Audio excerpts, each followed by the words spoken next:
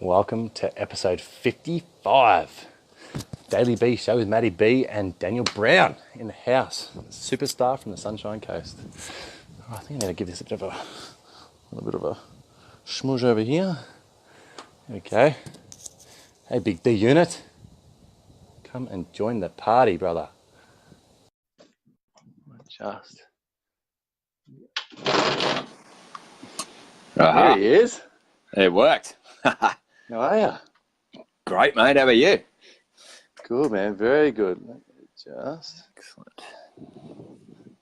find my feet. All right. No worries. Ah. Not going to spin. All right. Cool. Easy. Done. Woo. Beautiful. Good to see you. Good to see you too, mate. Again, yes. How's your day been? lovely. Yeah, very good, man. Very good. Very productive. It's been flat chat all year. It hasn't slowed down one iota. How about yourself? Mate, pretty much the same. Yeah, it's a little bit of a slow start, which I liked it that way, and I sort of made it that way. Nice slow start, and when it was time to go, it was like, all right, hit the ground running. Let's do this. Let's roll. Beautiful. Totally. And what was the major takeaways from 2018, mate, that you brought into this year? Don't overthink stuff. Don't overthink it. You know, don't try not to. Go back to being me. Mm-hmm. That was I think that was my biggest takeaways from 2018 is go back to being me. It was definitely it was an eye-opening year. I was definitely a bit of a struggling year, but that's okay.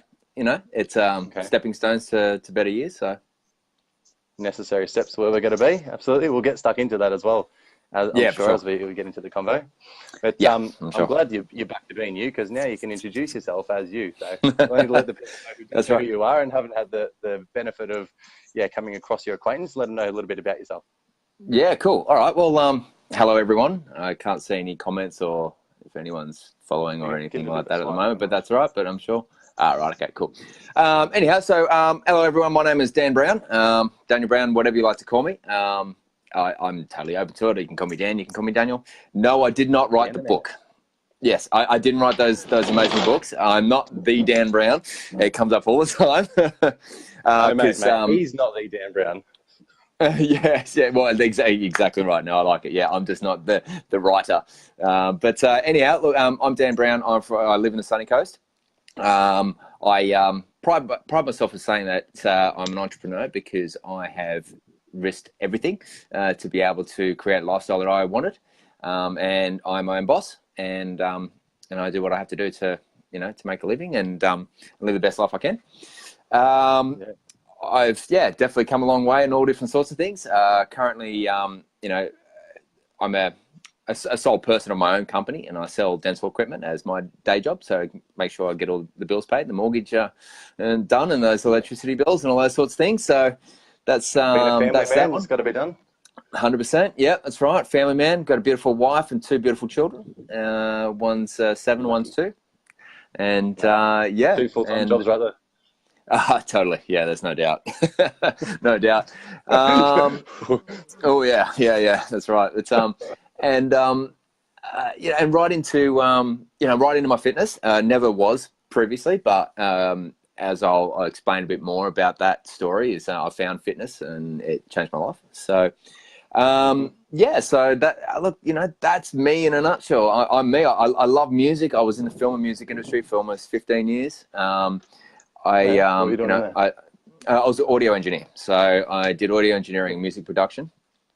Did anything from like music production down to your small garage bands, down to major productions like The Voice or Mad Max, the film, which I worked on for 18 months. So a very vast, sort of range of stuff that we did.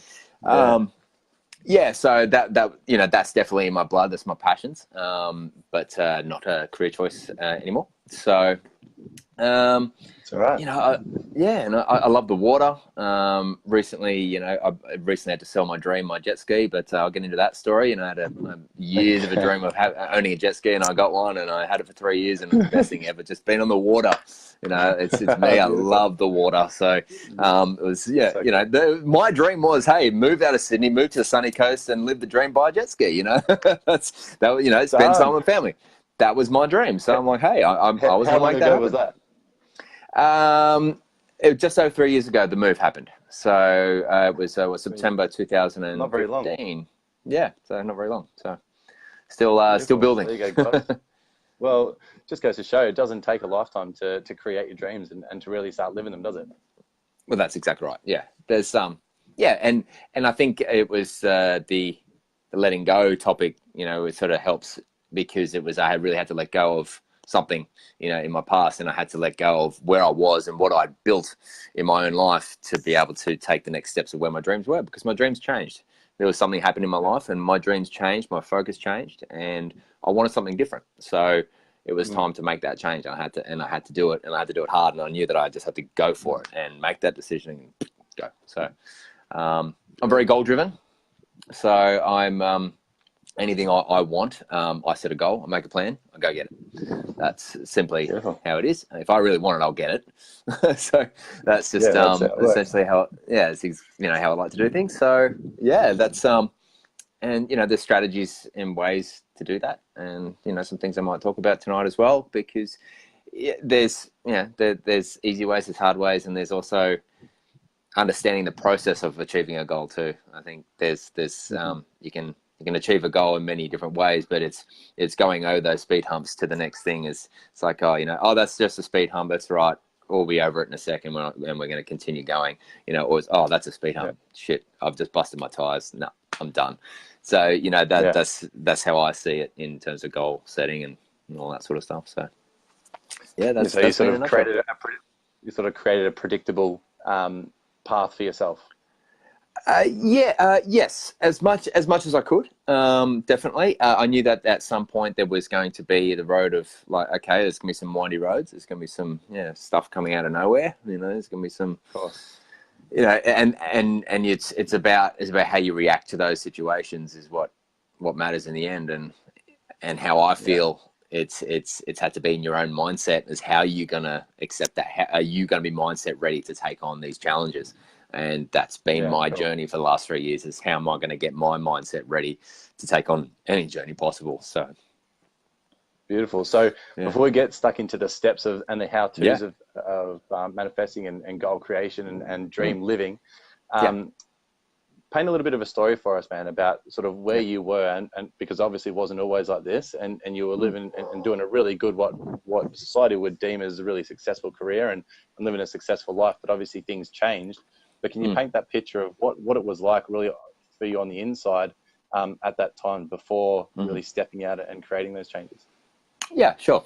I guess really it's the best way to start to explain is starting from where my first original dreams came from, where I originally started the journey, which I'd say was around about the age of 15, you know, back in high school. So, or even, a little bit after high school. I was in year 10 and going on to year 11, I was doing sort of construction stuff. It was sort of basic, you know, year 10, year 11, year 12 stuff. And I was like, oh man, this is just gut wrenching, you know. All I wanted to do was be on, you know, to actually, just like, oh God, this is just, oh man, we're going to build a path. It just, for me, it just did not excite me, did not fill my cup at all. Some people, some good paths out there, maybe you're just on the wrong path. Yeah, that's exactly right.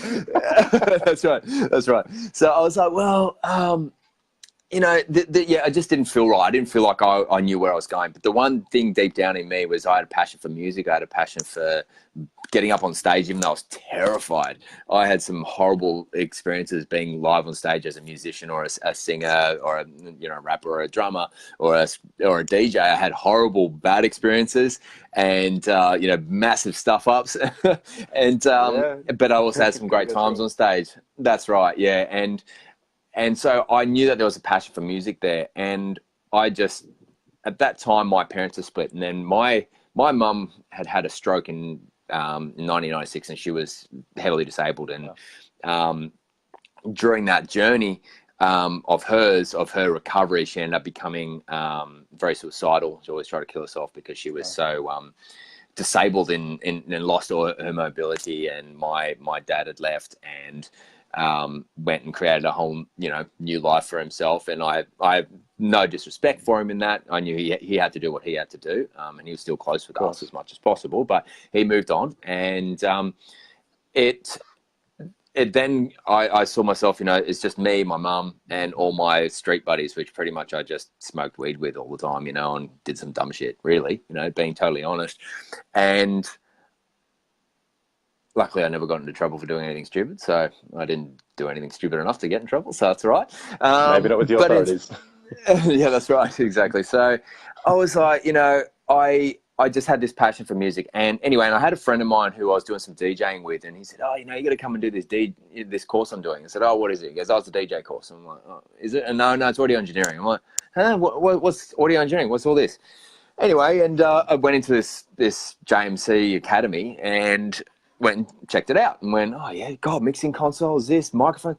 Suddenly, ding, ding, ding, ding, everything just bells ringing, goosebumps, everything, It was like, oh man, this is what I want. Hey, this, and of course, $15,000 for the first year. It was like, well, this is not going to happen. And my old man then pulled everything he had out of his super to be able to pay for it. So it was unbelievable that, for him to be able to do that, and then for me to continue on to my second year. Wasn't able to find work. It was bits and pieces for years, on this journey of learning and just being young and silly and having a girlfriend that didn't really work out and all that sort of stuff, and it was horrifying. Then I remember when I started getting involved, I was always really keen. I was always, the smiley person around. I was always from what people always said was like, you got a good energy. Yeah. So it was like, yeah, exactly. I was like, there was all this energy. So I loved doing it, and I loved doing what I was doing. And I was doing a few live shows, and this lady that I used to know, it was a person I knew, and it was not what you know, it's who you know in that industry, and well, in many industries really. And she, and she was just like, oh, hi, Dan, how you going? Oh, you're doing a great job running this live show. It's doing amazing. Hey, I'm working in this recording studio. It's only open a week. I'd love for you to come and do some work experience. I said, yeah, sure. I said, here's my number. She goes, no, I don't need it. I said, what do you mean? She goes, when I need you, I'll find you. Okay, I'm thinking, yeah. Whatever. I heard that before. A week later, I done my first work experience. A month later, I was full-time, and I was there for 13 years. And I paid my way to be there, and I worked my ass off. Like, I'm talking, when you work on a movie, sometimes you are in the recording studio for 2-3 weeks, 17 to 20 hours a day. So as much as I loved that stuff and loved being part of it, it's like, man, it's like, I started to lose my friends because they didn't know I wasn't around, and it was, I'd be rocking up to parties at 11 o'clock. Everyone's, loose as a goose, and you just kind of go, it just wasn't much of a lifestyle. Yeah, that's right. Exactly. Yeah. And then we started doing some touring, and I was doing a lot of live shows, and I had a hip hop band that I was doing stuff with as well, which is great, with some friends. And we had a great time. It was a really, really cool journey. And I remember I was about 106 kilos, and I'm still smoking weed. And it wasn't long. I am 187 centimeters, so 6'1". So, yeah, I'm not. Yeah. So I was chunky. Yeah, there was no doubt. I was unhealthy. The bags under my eyes. I had no energy left. I had to survive on 3 to 4 coffees a day minimum. I remember once I had to have a V every morning, and if I didn't have a V once, I actually fell asleep at the wheel and crashed. So it was that much. I was so unhealthy and so run down from doing what I loved. I was just in no man's land.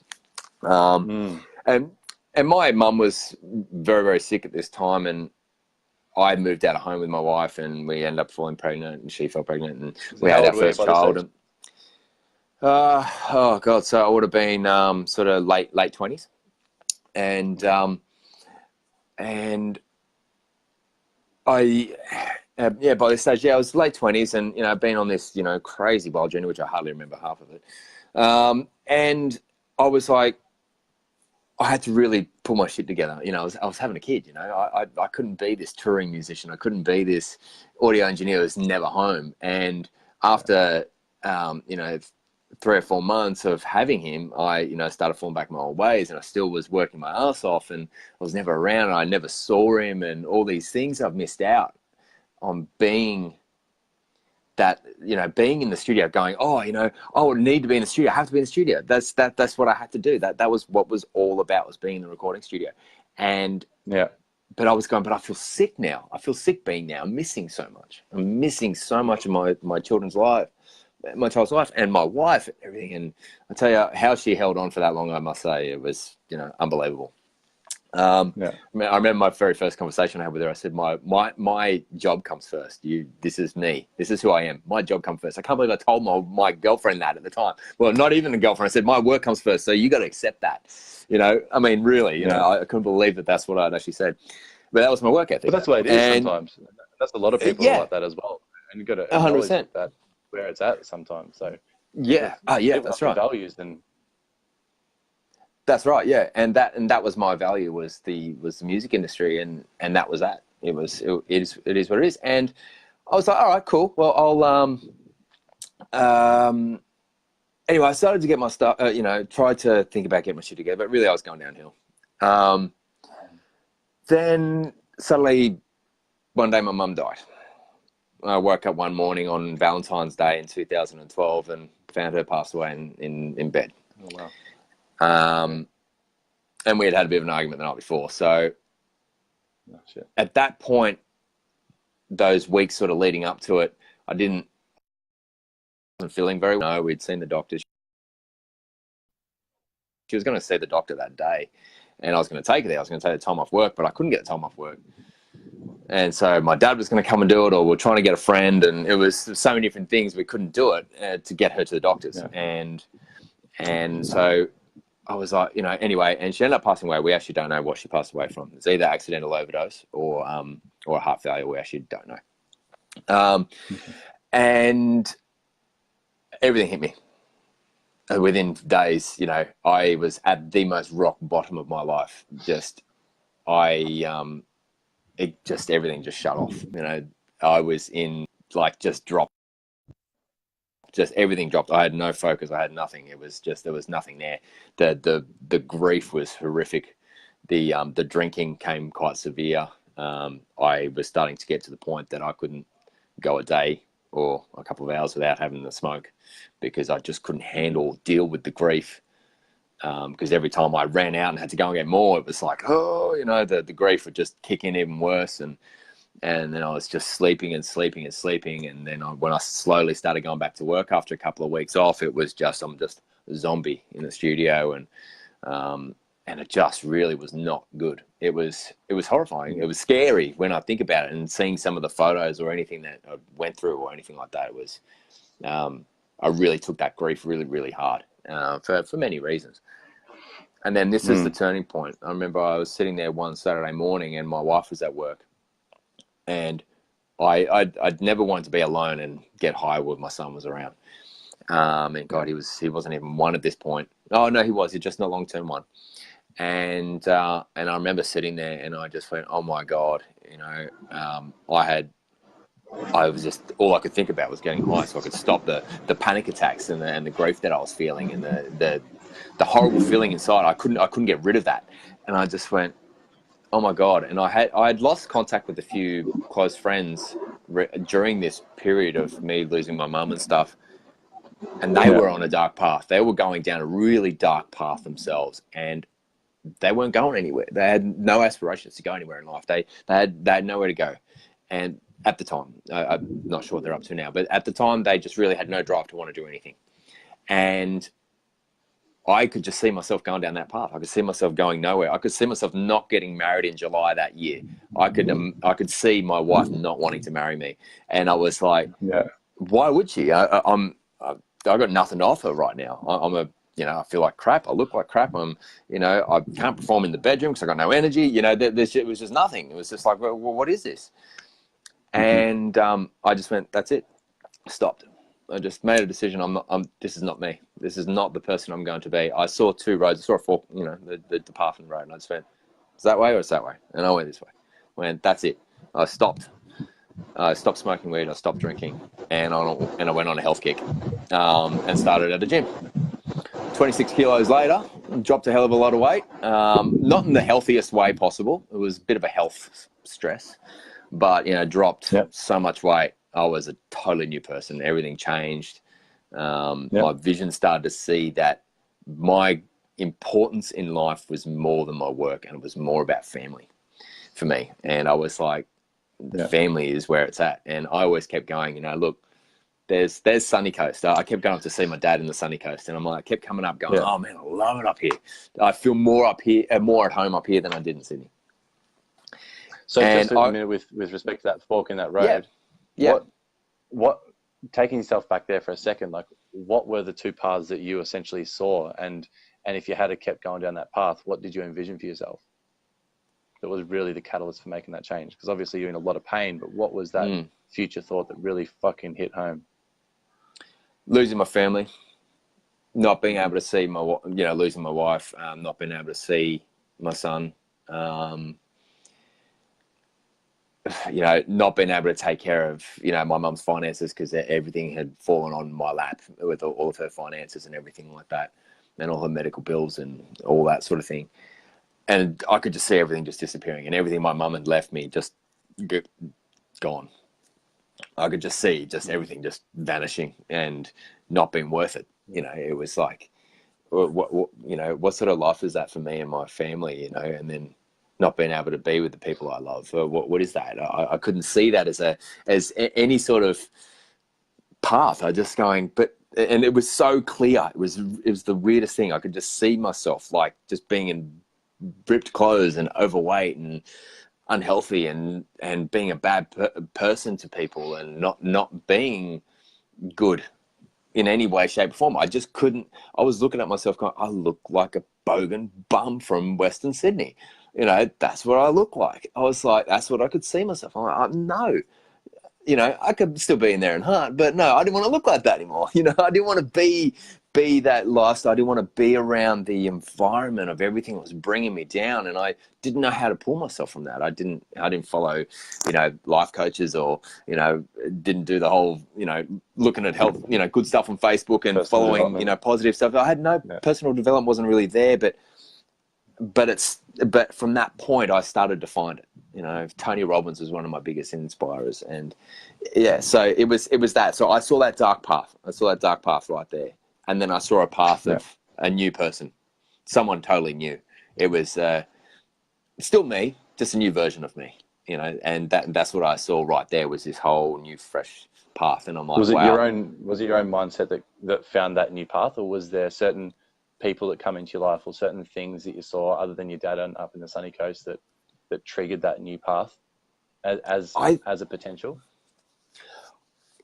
I think the trigger was definitely seeing, like, I had that inspiration in my life was my dad. My dad's definitely one of my big inspirers, because I see him, he created his lifestyle. I saw him go from like cents away from bankrupt and almost losing everything to being extremely relaxed now, and seeing him give away everything and then being him and having the lifestyle that he has.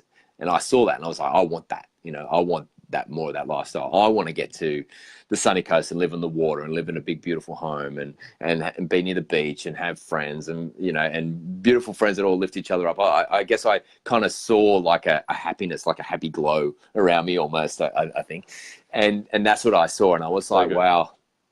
Yeah, it was like I could just see that path for me. And I was like, and I think it was my dad and that trigger that made me want to do it. But it was also, it was that vision there. But at the time, I didn't know that that's really what it was. I just saw a new me, but I didn't realize that it was my old man that was sort of driving that, or his vision, or what he's created is what's done that for me.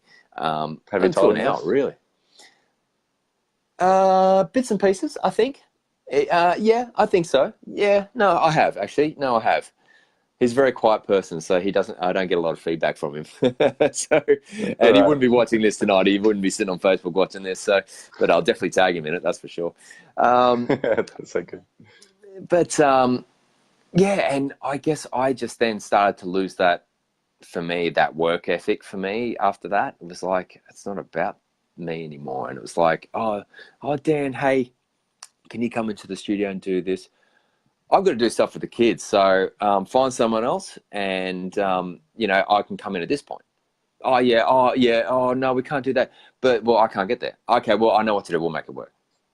Suddenly they could make it work. Before, it was like, oh, no. All of a sudden, it's like, oh, okay.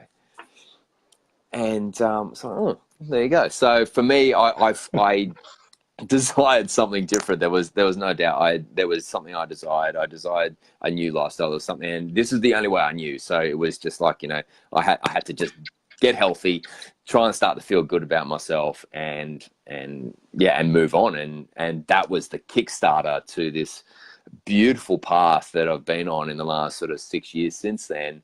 And it's only just, it seems every year something's just like boom and growing and getting bigger and bigger every year.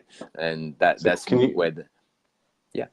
That's right. Finish the train of thought. No, you're right. Yeah. No, it's just this bigger train that's just exploding bigger and bigger. And it's just really exciting to see what's going to come. So. Yeah, wicked. I fucking feel you. I was just going to ask about that sort of pinnacle shift with respect to, and the realization about it not being about yourself anymore. I've been watching people reach that point, and I feel like it's a massive turning point in anyone's evolution and their own sort of journey of self-discovery. And all of a sudden, holy shit, it's actually not about me anymore. Yes. But can you, share your experiences going through that and really coming to that realization and that, paint that picture, what that felt like, what you went through?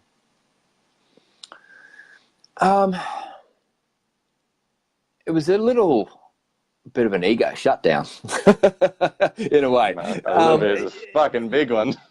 It was like, I mean, you got to think, look, and especially when you come from the mindset that I'm working in recording studios with people from all around the world, you know, had first name basis with Hugh Jackman, spent, 4 weeks with Robin Williams, been on television, done lots of different sorts of things, names in some of the biggest movies around the world. And that was where I was at. That's where my headspace was at in the recording studio. And, finally hit the pinnacle of your career on the Daily Beach today. So it's beautiful to be here with you, brother. Thanks, man. So awesome. So and it was, it was definitely like, oh my God, Dan, like, pop. Get your head out your ass, boom, out it comes. and it was just, that's exactly what it felt like. I really had to realize to myself that it's time to get out of that. It's time to get out of that mold, time to get out of what I had painted myself for so long and this fogginess. But also the biggest thing was because of the thing that when you smoke pot, you lose your confidence. You lose you want to talk to people, to face people, to just have your say, to do anything. Just, okay, yep, I'll do that. It's no. Now I have a say. Now, if you had asked me this same question, hey, let's come on the live B thing, I'll be like, who's this guy? Block. That's what I would have done. It's like, no way. Yeah. Now I'm like, man, whatever. I don't care. Something new, great. Let's challenge it. So it was definitely an exciting. It was. A big shutdown. It was a big realization on the inside. There was a lot of things I had to deal with myself, and it's like, okay, who is this person that I was, and who have I been? So who am I going to become now? And I'm going to be able to.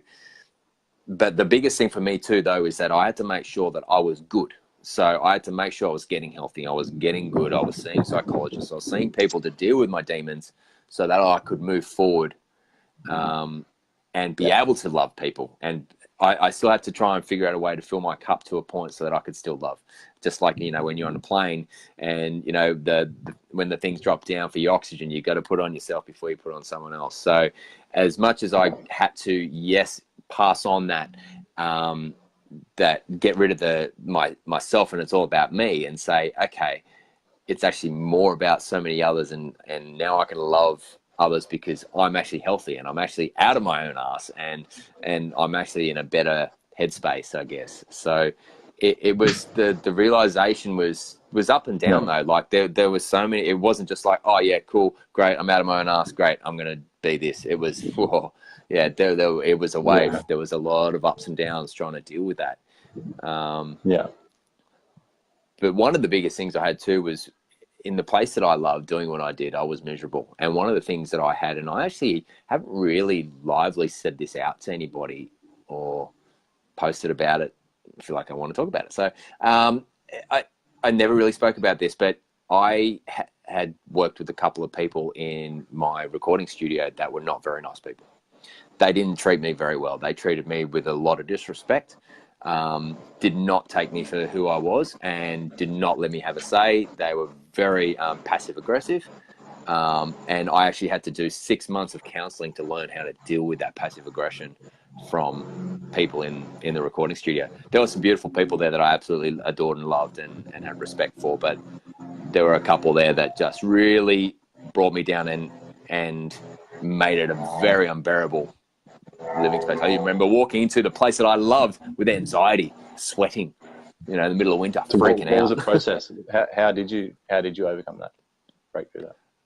I had to go and see a psychologist. That was one of the things I had to do, and it was every 2 weeks I just had to go and talk about it. I had to talk to someone else that was completely separated. I had to learn how to deal with it. And one of the things was, I remember the one thing she told me was, it was about seeing things from a different perspective, and it was based along that line. And that line was seeing like when I used to see her and she's going on about her thing and making me feel all shit, and I'm standing there going, oh, I just had to imagine, like, sort of close my eyes for a second and imagine that she's like a cartoon character and she's in reverse, or something like that. And there's all like, spaghetti hanging out her hair and she's all messy and she's all, nah, nah, nah, nah, all mumbling, and I sort of giggle to myself. And so I was seeing it from a different perspective. And I remember the first time I tried it, I actually laughed out loud, and she actually turned and said, this isn't a laughing matter. Because it was a serious conversation. She goes, this isn't a laughing matter. And I said, I was just remembering something. It's all good. And I actually had a very wonderful day that day. So it was just really sort of put a big skip in my step. There was no doubt. And so I had to escape from that negative reality, and I knew it for a while that I had to let go. I had to let go of that past. I had to let go of that studio. I had to let go of that because it wasn't working. It wasn't going for where moments as well. Like the perspectives hold so dear and true to be reality. In order to see that cartoon, that spaghetti face. Like that's a full letting go of a perspective that the other ones wouldn't have been able to do. It kept in anxiety and stress. Yeah, that's right. But look, it took me years to be able to do that, and I just kept putting in practice little steps at a time to be able to learn how to remove myself from that situation and let go of what was bringing me down. I had to get away from it. But then, but also, so it was definitely. It was great. I actually really enjoyed it, actually pulling myself away from that.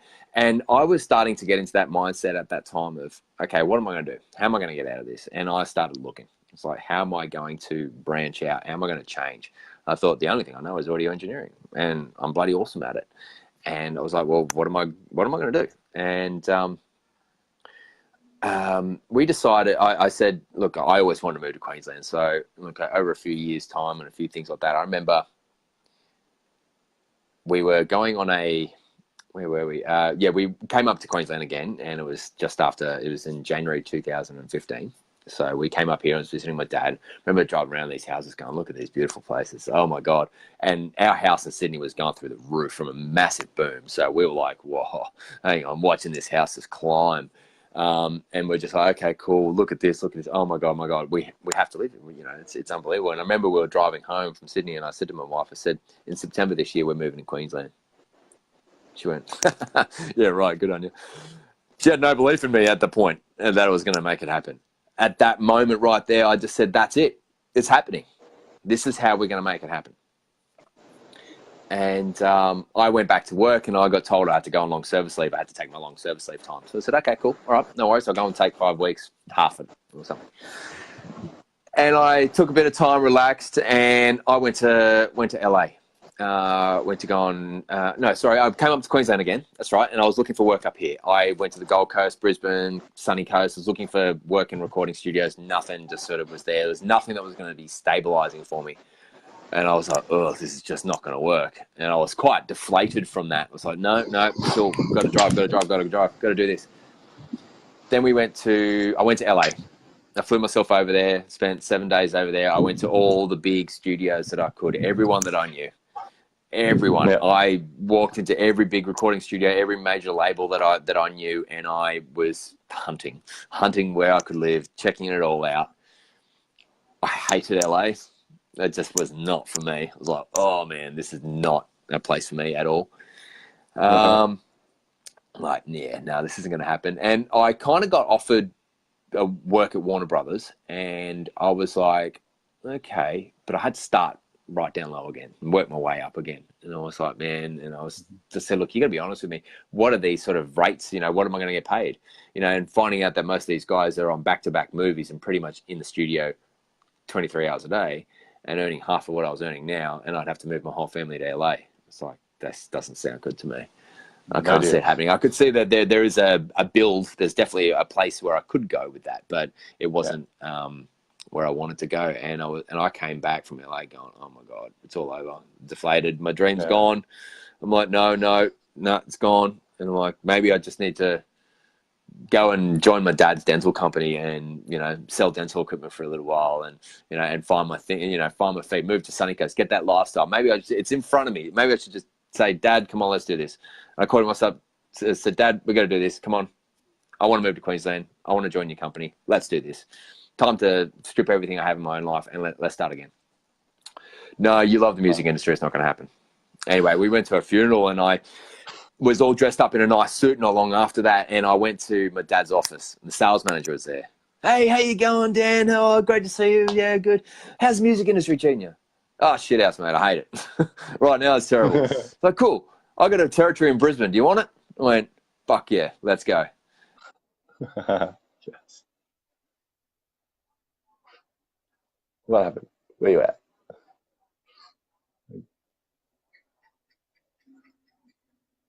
Pinnacle point of the story.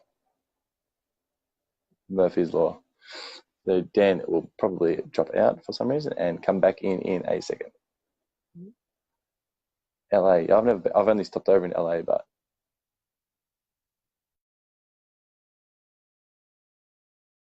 oh man, I'm on the edge of my seat. What about you guys? That's full on. It's full on story so far. Yeah, request to jump on. Part 2 coming soon. Who's on? Katie, love to see you guys. Hey Sammy, Jenna, Raja, Shelly, good to see you guys. Liv, hey Libby. I had to help you realize what's happening. Kim, lovely to have you here, Kim. Thanks for joining us. Supporting him. Sorry about that. No sorries, brother. Stuff your sorries. Sorry, my oldest son decided he wanted to try and FaceTime me, so cuts me off. So obviously, so sorry about that. Anyhow, back now. So that's right. Anyway, so we're like, yep, cool. Dental industry. Let's do this. We had a chat. When can we make it happen? And I said October's probably going to be good for me. For it. Yeah, yeah, that's right. Well, I've bleached my teeth now, but yeah. So I was like, oh, okay, great. Let's just make this happen. And I said, yeah, let's do this. And I said, okay, Kim, this is the date we're moving to Queensland. This is the date we're selling our house. This is the house. This is happening. This blah blah blah blah blah. This is the date. Here's my plan. This is how I'm going to do it. Bam. And I shit you not, 100%. I hit every single date right on it. I sold the house within the week that I said I was going to sell it. I bought the house within the week that I said I was going to buy it. The new one. We moved to Queensland the days, like right on. Bam, everything was planned. We had a Fiji holiday booked all around it from a year before that. So it was like it had to work. If it didn't, we had no other. Like everything was going to fall to shit. With those dates, right? Yeah. you say that like it's a beautifully elegant process that you were through, but I'm imagining that leading up to the day before, you'd be like, fuck, this probably isn't going to happen by tomorrow, and something just had to fall into place in a lot of those dates for it to just happen 100%. on that spot. Or yeah, 100%. Yeah. Can you touch on that? Because a lot of people freak out and pull back, and they quit right fucking there, like the day or two before they're going to hit that goal. And it is a beautiful story, and it's fucking bang on that we can go, I hit every fucking one. Yeah. But it doesn't feel that fucking tension hours before the next day when you're like, this isn't going to fucking happen.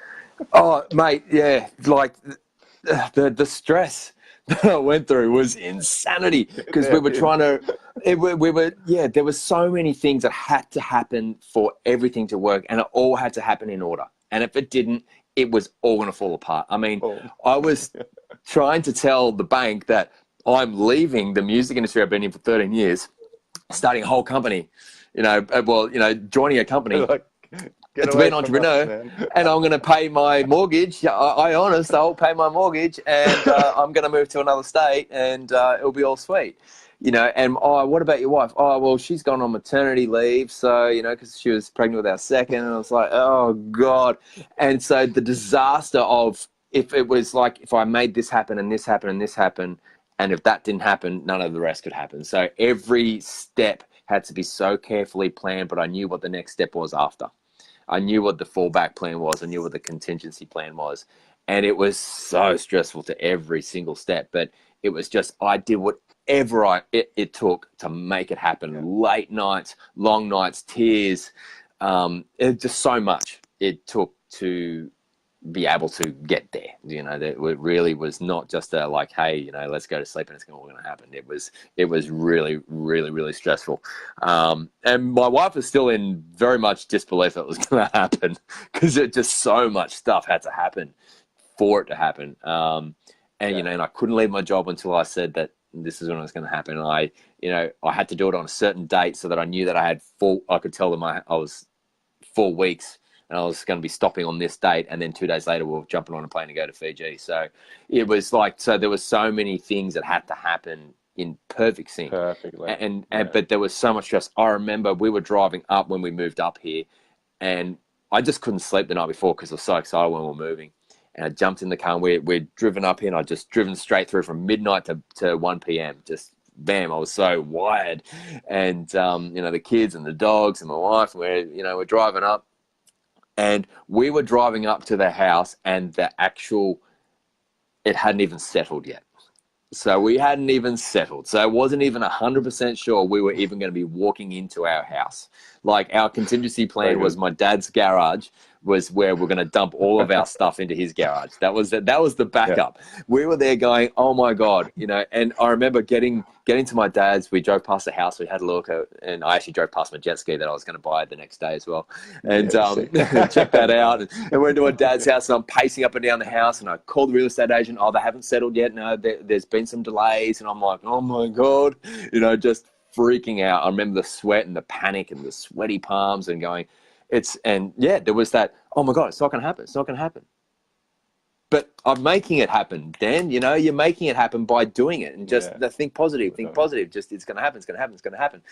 And it all did. It all felt exactly in place. And I had a lot of doubts. There was no doubt, and a lot of stress going, oh my God, it's not going to happen. But in the end, I trusted myself that I made a decision to be able to move forward this way, to go, I really trust myself. I'm going to make this happen.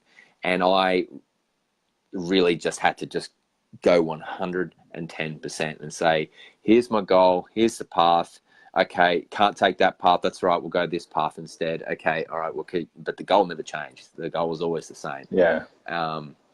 And it all happened. And still to this day, I'm in disbelief. I'm like, wow, that all happened. This all. That leads me to the next question, man. Is like, from having that experience now, and you're talking about goal setting and really being goal driven at the start of the call, is that something now that you can draw on in those moments that gives you that inner belief, even when it looks like the 11th hour and you don't really know the how, but you've just still got that faith now that you stay in action, you stay on the path, or iterate and find another one, that it is just going to fucking happen, and that you find it less stressful now in those moments at that 11th hour, or? Yes. Yeah, a lot less stressful now, because I'm a lot more like, well, that's all right. We'll make it happen. It's all good. You know, I don't have that Sydney stress about me anymore either. So, you know, that's the one thing. You know, I don't have that real sort of stress. It's sunny coast is so slow up here. It's all chilled. So chilled. It's beautiful. Yeah. So, you know, so it's one of those things. I find, yes, in that sense, yes, I'm a lot more calmer about a situation. It's like, okay, all right, shit's turning up and down on itself. Okay, I'll take a moment. Yes, I'm more than likely going to go and pull myself into a corner and freak out and go, oh my God. Sleep on it, think about it. Don't take any action. Just chill, think about it, and then move on. I definitely went through life many times taking action on it's like, oh my God, this is happening. Oh shit, it's all over. Okay. And then I'll do something about it. And it really wasn't the right thing to do. Just take time, breathe, relax, and keep going. There's been plenty of things in my life that I've just gone, that you think, oh, it is all over. Oh no, but hang on. If I hadn't done that, if I hadn't made that decision, my God, you know, where could I have been? Where would things have been? You just don't know, you know, and I don't want to know, to be honest, because it's where I am today. That's what matters. And that's it. Yeah. So kind of lost my train of thought. So can you? No, that's right. So can you walk? Right, I'm the guide here. I'll take you where we're gonna go. Oh, cool, beautiful. Thank you. Can you give the guys now maybe some steps to, or your approach to setting goals and the path to achieving them? Something tangible that they can take away. Yeah, sure. I'm very visionary, so I like to see stuff. I like to vision a dream or a goal. I like to be able to see it and create it. Build that goal in my brain. So I like to say, so first of all, it's about the goal.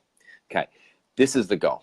You know, up on the wall in my office here, I've got a few different things. I've got an Audi, a picture of an Audi, a picture of a nice boat, and a few different things that sort of just inspire me, a few words, pictures, and things that I love. And you'll be better than Audi. Yeah, probably. And yeah, that's right, exactly. You know, goals. You know, a little thing down here, debt free is just ahead. You know, also, you know, a little receipt here with $3 million on it, like a bank receipt. You know, just little things like that, so I can visualize what I'm trying to achieve. And once I have that visualization, I go, okay, all right. So what is my goal? Think about it. Okay, I say, all right. So let's say, for example, right now is my fitness goal. So down in my bathroom, I've got pictures of my wife loves it, like a picture of a ripped guy, because I want to be ripped, and I want to be like a CrossFit athlete. I've recently become into CrossFit, and I'm really loving it. And so my next goal is wanting to be an athlete, doing Spartan. I've got the CrossFit Open coming up in a couple of weeks, and so really excited about that. So that's what I want. So I've gone, okay, there it is. That's what I want. Why? What is my why? Why do I want this? That is the be all and end all. Because if you don't have a strong enough why on why you want that, then it's just going to be another goal. It's going to flick off into the distance. And it was like the moving to Queensland. It was the lifestyle. I had the why to get a new life, to start fresh, to kick start, to remove myself from negativity, remove myself from my mum's house where she passed away in, to remove all of that toxicity. For me, it was like, okay, my why is so important because it's for me, it's for my family, it's the health, it's our future. So that was the why. It was so strong. So it made it happen no matter what. Is there a process that you for creating and really getting clear on your why? There's a few different things I've done, and I've learned some from. I went to Tony Robbins and learned a few things with that. So did that one, and a few different programs I'm in with, a few circles I'm involved with, and creating the why powerful for you. Yeah, writing it down. Writing down your goal. First, you write down your goal. I just have to write it down. So I write down my goal. I don't visually always have to see it. That's me, because once I've written down my why, I know my why. It's in here. It's in my heart. It's in my head. And I'll write, okay, why? But why? But why? and keep going and keep finding out all the reasons why you want this. And I just kept going and keep going and keep writing why and why. Why do you want this? Just like what my 2-year-old's doing at the moment. Why? Why? He makes you really think of why you want him to go to the bathroom now. You know, it's just, it's actually a simple thing. I really look to kids in so many different ways of our life in simplifying our own life. So especially with the whys, it's like, why, Daddy? Why? It's a very good question. And then when he has his answer, he goes, okay. He goes, okay, no problem. You know, and then he gets it. So that's where I find is just keep writing down the why. Why do you want this? Why is it? And I do suggest with a lot of people sometimes that I say, if you've got a goal like that, you have like a, you know, print it out on a laminated piece of paper, like a picture of your goal, and on the back of it, you know, type it out, write it out, the whys. Keep it in your wallet, keep it in your car, keep it on your fridge, keep it those sorts of places so you can see it's always reminding you, especially if it's a health goal. That's really important that if you go, okay, this is me, but I want to look like this. So I'm going to put a picture of this, what this looks like, and I'm going to put it in the fridge or in the pantry near the snacks. So that when I see that and I go, I'm going to go for a snack, I see that picture and go, but that's my goal. And I can't remember what it is. So I pick it up. Why do I want that? You flick it over at the picture and you go, this is why. This is the why I want this. It's because I want to be better for my kids, or I want to be whatever it is. I need to be healthy because of a health issue. I don't want to be like my mum who was heavily overweight and died from something. I don't want to be like, there is a why for somebody and why they want to achieve that goal, and everybody's different. So you just got to make that clear. You got to find it yourself, and no one's going to tell you what your why is. No one's going to say, hey, you got to go find your why. You have to sit down. You have to do it. You have to figure this out for yourself. And when you do this yourself, and you don't succeed at it, or your goals or something changes, you know how to do it again because you've done it before. When you've achieved a goal before and you've come out of shit, you've done it before. So, hey, go back to where you were, do the same process again, do it again. It's, you know, rinse and repeat, you know, keep going. That's it. And that's what I find with, like, when I sort of had things not go so great March last year, you know, just plans just hadn't quite worked out and things are just falling apart, and things I try to create were just not quite creating the way I wanted it to, and I found myself heading in a direction that wasn't me. And finances weren't great, business was going slow, bills had to get paid, everything was sort of going all over the place. And so I've had to then refocus this year and go, okay, where's my whys? Okay, so what is my whys? What are my goals? Okay, so I wrote all my goals out exactly the same way. And in my fitness area, in my financial area, in my business area, in my personal area, I've written all those main sort of topics of major goals. And then go, why do I want to achieve these major goals? Then I have little goals every week, every morning. I wake up and go, today I want to achieve this amount in sales. So I'm going to do that. This week I want to achieve this. So, okay, that's the goal for this week. Let's focus on it. And sometimes a lot of people can go, I have 35 million goals. I want to achieve them all now. But it's about one goal at a time. And make sure that every little goal that you want to achieve at a time, because people are happy with progress. You're in the most happiest places when you're in progress. So if you can achieve one goal, you're in progression. You're going closer to your major goal. So next goal, next goal, next goal. So keep achieving that goal no matter what. And why do you want that? Because you've got that big why. It's there. You want it. You know it's there. So you really have to focus on it and concentrate on that why and that major goal. Do you break them down from really long-term visions down to daily goals? Or Yes, I have done it really in detail before, and I didn't quite follow it myself, being honest. But if I write it down or I summarize it or something like that per week, sometimes I'm like, I don't really know what I'm wanting to achieve this Monday. What is it? And then I sort of gather my thoughts and do my things, and then bam, it will come to me. I go, this is what I'm going to achieve this week so I can achieve the next goal. Or you sort of take it, you know, sometimes, especially with business and doing the way things that I sort of do, I don't really sort of have set things I have to do all the time. I don't have like a full routine 9 to 5. I don't have any of that. So I can kind of mix things up a little bit. I can do things differently to adapt to the goal. So I can sort of change my weekly process to adapt to the goal. So, so it's a little different for me in that sense. But if it's a 9 to 5 and you got a 9 to 5 structure and this is what you do every day, then, you know, and it has to be perfect that way all the time, then that's what, then you have to go for that structure. So you have to write it down, you know, if that's the best way. If it's a calendar reminder, so it pops up on your phone.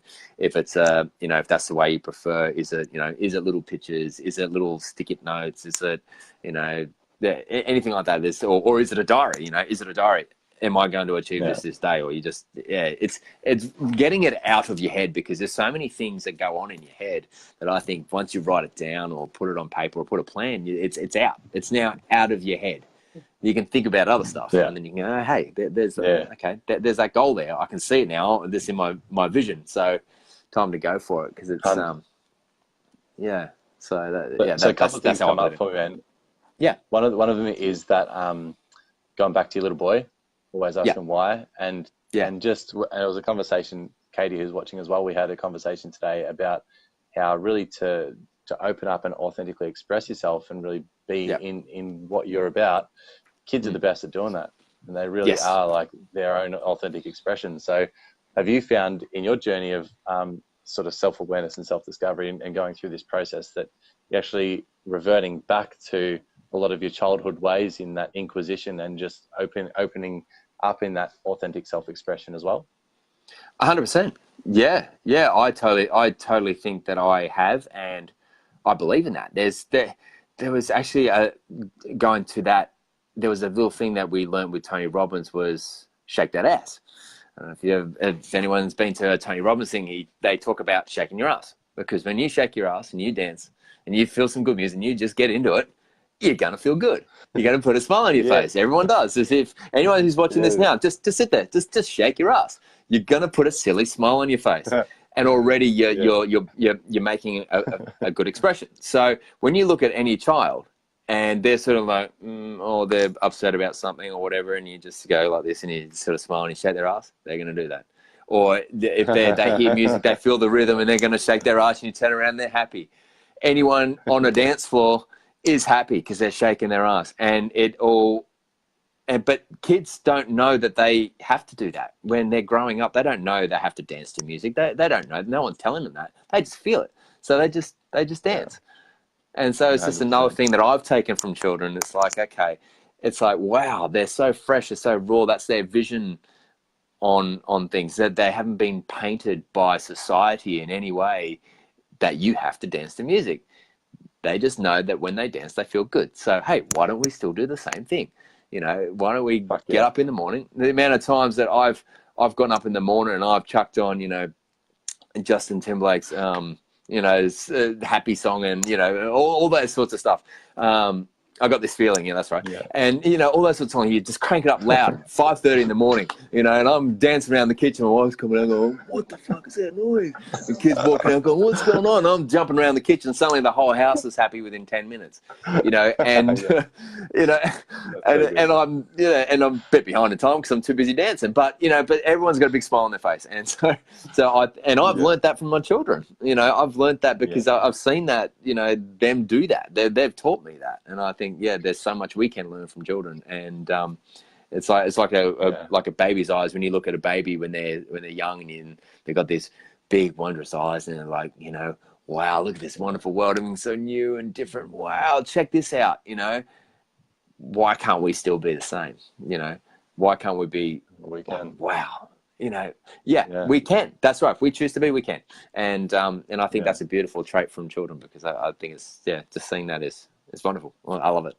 So 100%. Definitely think, Since I've been on this train, like with the Daily B, one of the points is expressing ourselves and being authentic. And when I was studying investing, like I'd be Warren Buffett or Richard Branson and in business, and and personal development, like Anthony Robbins talks about modeling, and you model these people that you want to sort of emulate and have the results that they're getting. But when it comes to this authentic expression, really being our true authentic self, kids are the pros. And so I've literally found myself in the streets dancing and screaming like kids have been around when their parents look at me like I'm a fucking idiot. But I'm just essentially like emulating, modeling all these kids in the last few months, and it's been really cool. And it really is like touching back into that and allowing ourselves to just freely open up, express, shake our booty, do whatever the fuck we want, and express ourselves authentically.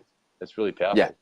Yes. And, yes. Yeah. 100%. The other thing I think's really prevalent that you sort of touched on as well was when it comes to the goal setting and with anything, right, is there isn't one size fits all. There isn't a formula. As much as we really want to have that perfect formula and that perfect structure and be told what to do, it really is down to the individual, and it comes down to how you learn, how you take things on, how you sort of flow your structure, whatever it is for you, and trying everything on like a new jumper and seeing what fits and taking what works and pissing off what doesn't. But is that sort of where you're at now? Is that sort of what you've recognized? And I don't know, you do a lot of work with teams and working with people as well. Is that something as a leader that you take them through different practices on figuring out their path in that way?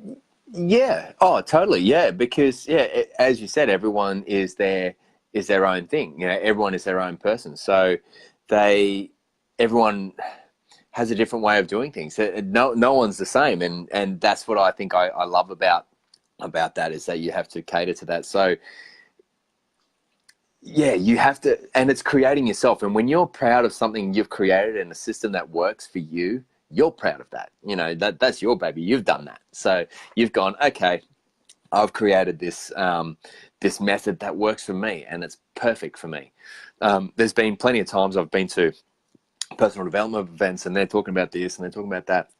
Oh, you know, if you do it this way, you do it that way, that's great. And you kind of go, oh, that's awesome. That's awesome. Try and apply it to my life. Nah, doesn't work. But that little thing that you said, that little thing there that you said, it's great. And then someone else at a different leadership event goes, actually, you know what? I believe you should be doing it this way. And you go, you know what? All of that works for me. And then a little bit of that from what I learned from this one, and then you build your own. And I think it's very important to be continuously learning from many different people, because there's so many different people you can learn from, different things you can take from different people. So I'm very open to saying, you know, I might be able to say, it might make, you know, like give a little tingle to somebody here, you know, who's listening now or in the future, that they say, oh, yeah, I like what you do there. I'm going to do that because I think that's great and that'll work for me. And then go and find other people that you can learn more from and keep being in those circles, because one of the biggest things that Tony Robbins says is the 5 people you spend the most time with is you're an average of the 5 people you spend the most time with.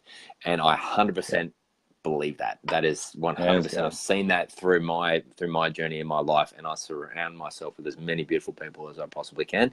And just down to looking at things on Facebook, you know, just down to what is in your feed. What are you seeing? Are you seeing negativity through your feeds that's bringing you down all through your day? Or are you seeing beautiful stuff? So, and I'm learning different things from different people. And, you know, I think even one of my very first girlfriend is on Facebook, and she's going on her own journey and doing this nailing it thing. And this is different. And she's doing all these different posts, little different things. And it's like, wow, this is cool. You know, and I've actually captured a few different things from her recently. And I was like, oh, that's cool. I like that. You know, it's sort of like, you know, it's just, little different quirky things that she's done that I'm taking on board. So resonated. Yeah, definitely resonated. Yeah, 100%. And that's why you want to be spending time with people who lift you up, and the 5, you know, and 5 solid people like that, because you all learn from each other in different ways. And definitely 100%. Important. And something else Anthony Robbins said that I got from him was that if you just get one gold nugget out of this book, out of this seminar, out of this show, whatever, if you get one thing, then it's the whole time has been worth it. The whole thing's been worth it. Yes. Because you will use that forever. No. Yeah, that actually reminds me of, I remember when I was flying back from LA, and I was listening to one of the Tony Robbins audiobooks, and he said, oh, you know, make a decision. Something big's going to happen to you. I don't know, any date. April 12th, I think he said it was. On April 12th, something's going to change. You're going to make a decision. You're going to say yes, and it's going to change your life. No, and I'm telling you, this is no word of a lie. That was the day I walked into my dad's office. So, and I got told about the dental company. So I was like, wow. I put that together when I was listening to that audiobook a little while after, and I kind of went, hang on a second.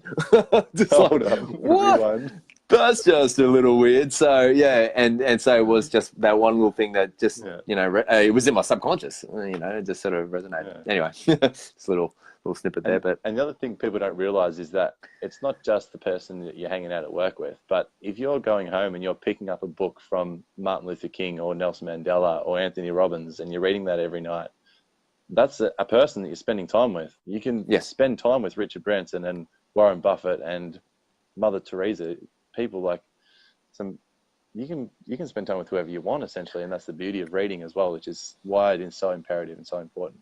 Yeah, 100%. And I know I had personal development, and like being around that is so important for your personal development, because when when we're born, we're not given a book saying, here, this is how you live life. This is how the best way to maximize your life. Here you go. Off you go. Now let's do it. If you want to be a doctor, you get trained, you get taught. You pay lots of money, you get taught, you become a doctor. And there you go. Where you don't get taught to live. So the only way to do that is through personal development. And you in some sort of way, you've got to be teaching yourself how to live through your life, because no one's giving you a book. You're going to make mistakes. Sure, everyone makes mistakes. Everyone's going to learn from them. And well, some people make mistakes and they don't learn from them, but some people do, and you do have to try and learn from it as much as possible and take the positive from that learning experience, whether that learning experience was, positive or negative. You got to find the positive side to that. And you kind of learn. That's right. Yeah, exactly. Failing forward is another term I like to use. And when you make failing mistakes forward and you failing fail fast. Fuck yeah. Yeah, that's right. Exactly. Yeah, exactly. So so there's some really I love quotes. God, I wish I could remember all of them. There's so many. just quotes and they're so profound as well. Like simple little line, but when you break it down, they are so fucking profound. Yeah. Yes. Yeah. Totally. So, sorry, I lost my train of thought. It's getting late for me. My head's like 9:15 is my bedtime.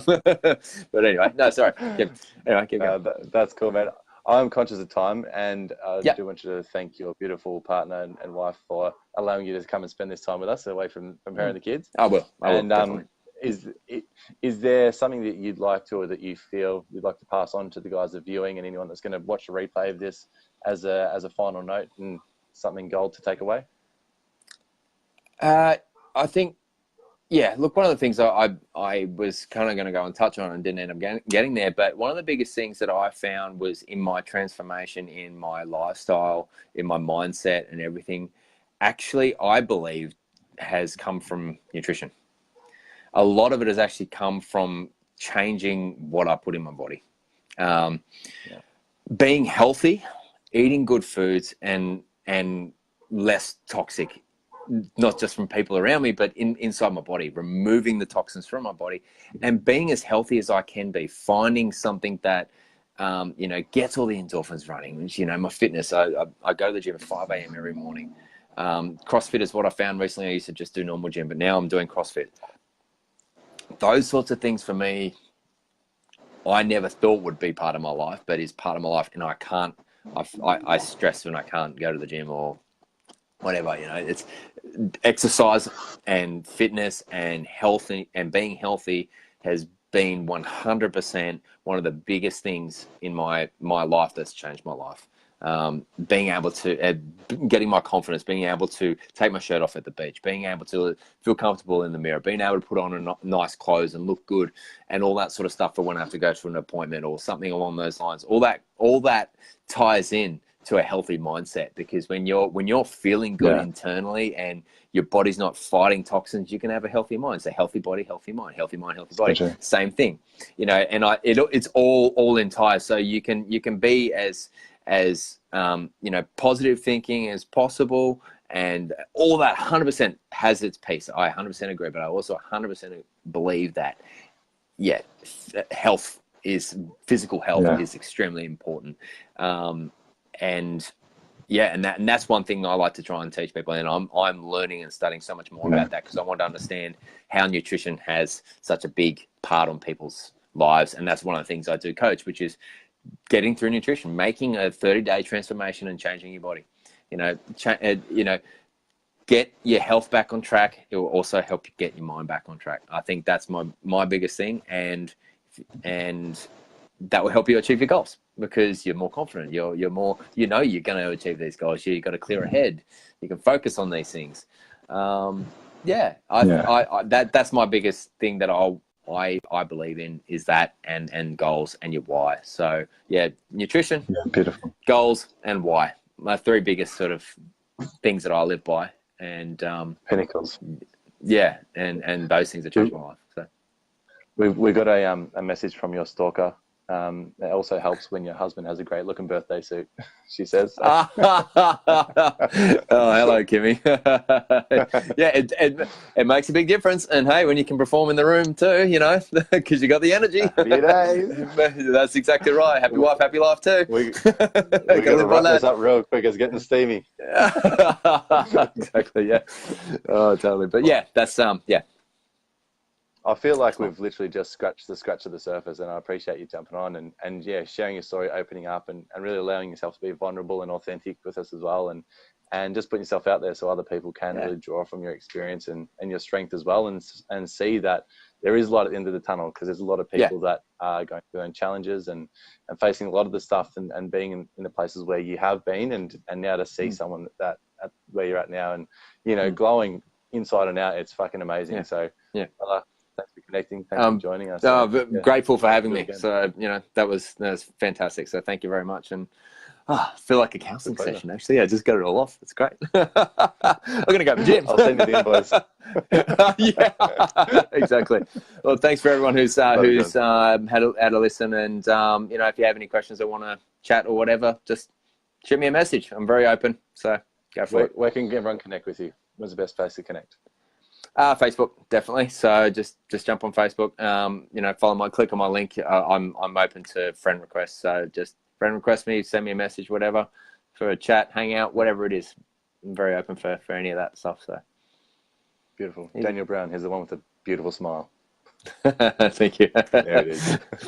There it is. Thanks, guys. Take it easy. Yeah, you too, buddy. Thanks very much. Appreciate it. Cheers. You too. See ya. Bye-bye. See ya.